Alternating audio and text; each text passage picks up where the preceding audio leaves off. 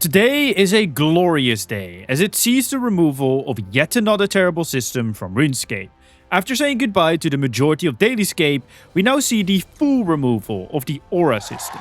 No more 1 hour timers to play the game by, you can just play whenever and however long you want. In this video, I'll tell you exactly what changed, but more so how I feel about these changes and the road to restoration in general. I was planning to do a deep dive on everything auras, its history and whatnot, but truthfully, I just want to sit down with you guys and talk about my feelings on these changes in a more direct way. So, leave a like in the video to help me out, and if you enjoy it, subscribe if you're new, as we're still trying to get to 15k subscribers by the end of the year. And a quick heads up, I will be uploading old school leaks content starting this Wednesday, so check it out if you're interested. But enough yapping, my name's Chevalric, and let's talk about auras. So, what exactly changed today? Well, the aura system as a whole has been removed. No more loyalty points earning via membership and buying one legendary aura a year that gave you a 15% buff for an hour every 4 hours. Which also means no more RuneScape, where you felt like you had to finish your aura before doing something else because it was too expensive to reset via Fizzwax or aura refreshes.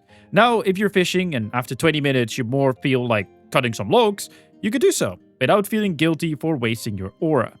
Now, that might sound very trivial to anyone who didn't really use them or watches this video after they have been removed. Heck, I didn't even use them all the time, but I have to be honest here. Whenever I did pop an aura, it did really feel like I had to optimize my time with it, otherwise it'd be a waste.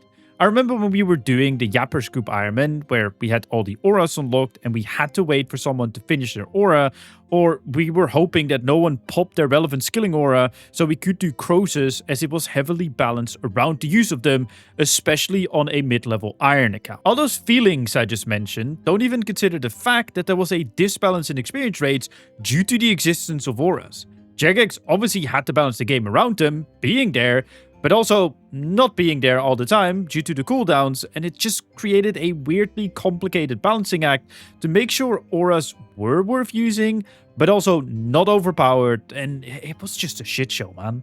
None of this will be an issue anymore, as Jagex redistributed their powers across the various skills and made them permanent unlocks. The farming, runecrafting, and thieving auras are now unlocked via skill-specific reward stores. Crocs equal night farming points, RuneSpend store, and the Piper point for thieving in the Thieves Guild. Oh, and if you owned tier 3 or higher auras previously, you automatically unlock these effects.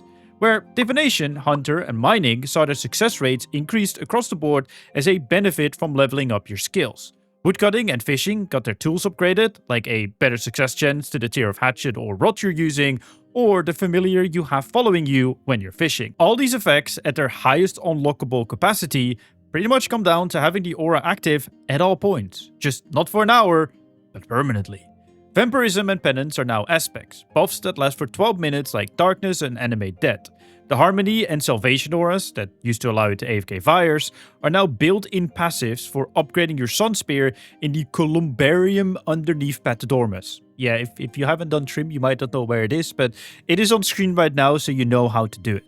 And the Might of Head, previously part of the Desert Pantheon aura, boosting your health, is now part of the Totem of Vitality at Anachronia, which replaces the Totem of Auras because, well, we don't have auras anymore, do we? They not only added this to Anachronia, they also updated the totem system as a whole there. You no longer have to activate your totems every single week, they are now permanently active once placed. The remote totem now functions as a means to remotely swap out your totems from the base camp. This last one especially is the thoroughness I like to see from Jagex. Sure, adding something like an aura to another system is one thing, but when that system is also kind of annoying to use, it's nice that it sees an overall with this update and not an update a year down the line. The same goes with the Resourceful aura. Whilst it's pretty much removed, its main use case of depleting archaeology material caches less frequently has been built into material caches just from a core point of view. So they are more consistent to gather resources from now, instead of just randomly depleting after 1 or 2 gathers. The rest of the auras have been fully removed and not replaced. The Demonheim aura is kind of an exception. It is gone, but the unlocks, which are a reward from the area tasks, are now passive unlocks, and the slot within your armor interface has been removed, but it remains in the customization window to allow you to apply your effects, which it's now called, like the Combat Achievement Aura effect or the Snowfall effect.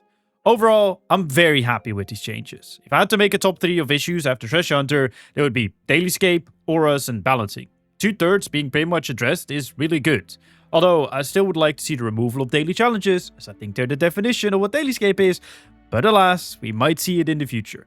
We still will see a lot of rebalancing, that's the third that hasn't been fully addressed yet in my eyes, and that will happen throughout the year, so we're good. We are moving into the right direction. Regardless of some of my video titles, yeah, I'm talking to you guys who call me out for being negative, but not actually watching the videos, I'm loving the direction RuneScape is moving in. It is so encouraging to me to see these changes, as these systems that are being overhauled have been a thorn in my side, and some of the reasons why I never started a hardcore Ironman or a new account in the first place. I do like to play efficiently, but I just don't like dailies or having to use auras, and if I want to play efficiently, I do have to definitely do dailies and weeklies, and I just didn't want to. The fact these systems are pretty much gone now, overhauled like caches, or are redistributed through meaningful account unlocks with these auras, truly makes me a happy man. And once we get plugins, because I really can't be asked questing again and I just want to click blue, I'm super excited to start a fresh hardcore Ironman and play through the game again with all the new fixes and changes. Whilst I still have my critiques here and there, like the daily challenges or holiday events, I am the #1 supporter of the road to restoration. It has actually been proven it works as well, which really validated how I felt about it, because Jagex recently shared some numbers and we're getting 10% more play sessions every single day and people play for 5% longer. We have to see how this balances out throughout this year. That is some good stuff for the first 4 months at least. There's actually something I want to talk about. And I know at this part of the video, the more dedicated viewers are still watching. I love you guys. Thank you. I really do appreciate it. Comment banana if you comment something. I will know that you watched it till this part. And that is the fact that socials have become a very toxic place since the removal of Treasure Hunter and the road to restoration. Sure, some of you might say I contribute to that with my discussion videos, but for those who actually watch them, and even if you don't agree with them, I do always give my personal reasoning and a solution for it. It might not be the end-all be-all, but that's just how I feel, and everyone has a right to their opinion, right? Thankfully, a lot of you wonderful people will comment saying that you disagree and tell me why, creating a healthy discussion instead of attacking me. I'm not complaining about that, by the way. It is definitely part of the gig, and I would never say, oh, please stop, guys, it's so bad. No, it's just if you are a creator or anyone on social media, you sadly have to deal with negativity. It is just a part of it. I wish it wasn't the case, but it is. But I do want to also point out that I really appreciate everyone who does take the time to generally comment their disagreements, even if I don't always respond to them, and does so in a normal discussion way. You are the absolute GOAT. Yet I'm convinced it has actually gotten worse in January. Not just my comments, but everywhere RuneScape related, and I'm kind of curious how you think, so that's why I'm sharing this. You might not agree with everything Jegs is doing, that is fine. But my lord, having a discussion about things is almost non-existent anymore. You're either in favor or against it, no matter what good reasoning another player or myself gives, and that saddens me, man. For once, they're actually trying to fix the game and communicate to us about it, even if you don't agree with their direction. But the abuse I've been seeing towards them, and anyone voicing a different opinion for that fact, is just crazy, dude. Like, genuinely, it baffles me. Maybe this is something most of you don't really experience, but as a content creator, I obviously like to be tapped in with what is happening, and I see a lot of that stuff. It's okay if we disagree, dude, but I do sometimes worry that Jagex listen to certain parts of the community too much because of the negativity and stuff, and that it could possibly halt the progress they are making.